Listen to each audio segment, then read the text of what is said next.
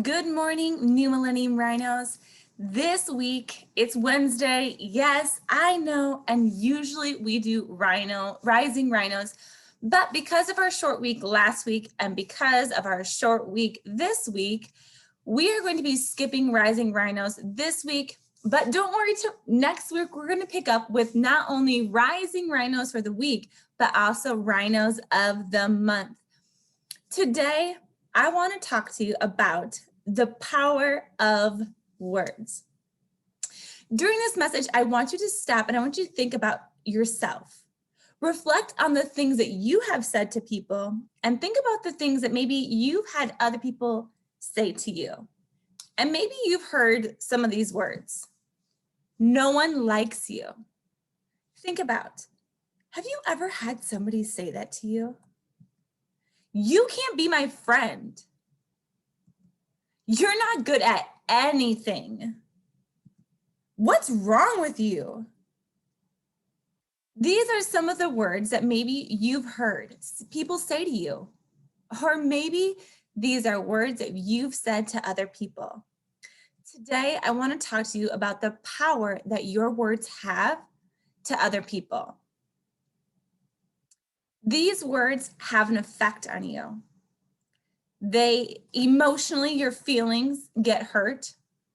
You may become sad. You may become angry. You may feel alone. You may feel like you're not good enough and you can't do anything right. What happens is that people speak negative words to us. And when people speak negative things to us, or we hear negative things on the news, in our community, in our families, our brain has an effect on it as well.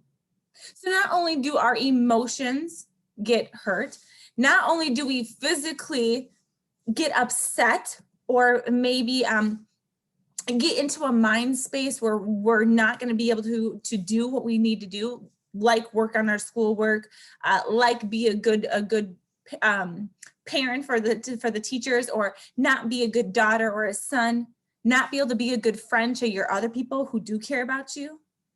But our brain starts to kind of shut down. This is a brain of somebody who's had so many negative words spoken to them. The blue part is those negative words taking over the function of somebody's brain. So the words coming out of your mouth have power over the movement in somebody else's brain. That's a lot of power to have. When we get negative words spoken to us or we hear them over and over again, we start to see huge changes in us emotionally, physically, mentally, and socially with people around us. I want you to look at the next picture though. Look what happened to the brain when positive words and kindness were spoken. Whoa! The brain literally lights up with all this activity. The brain is moving and grooving and it's thinking and it's almost like on fire. When you hear positive words and when you can give positive words, they can have such a huge effect on somebody else. This is exactly why we do Rising Rhinos. We as teachers want your brains to light up. Not only does it allow you to feel good, but it gets your brain thinking better. So when you're answering questions, boom, things are coming easier because your brain is open and ready to hear all of that information. So I want to leave you with a couple quotes. It says, words can inspire and words can destroy. Choose yours well. Those two pictures showed exactly what words can do. They can either inspire us, light us up, and make the world feel like we can do anything in it. Or your words can tear somebody apart. It can affect them and rip them down. It can make them feel alone. So before you speak, stop, think. Are you trying to light that person up? Are you trying to tear them down? And how much is that helping you? Because those same words that you're speaking to somebody else, your brain is hearing them as well. Everything I'm saying is going right back into my own thoughts. So if you're speaking negative things to other people, be careful for how much it's affecting your brain as well.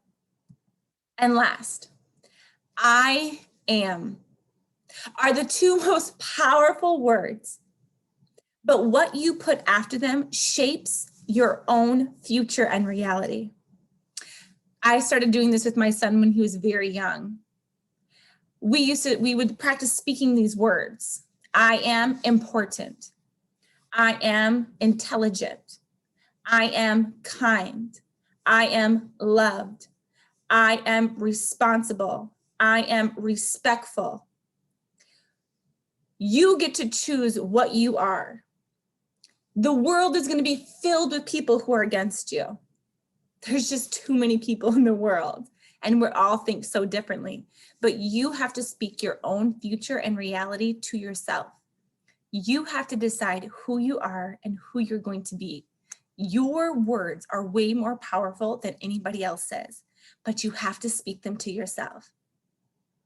And one thing that I know that each and every one of you are, is you are loved more than you could ever realize by every single adult at New Millennium.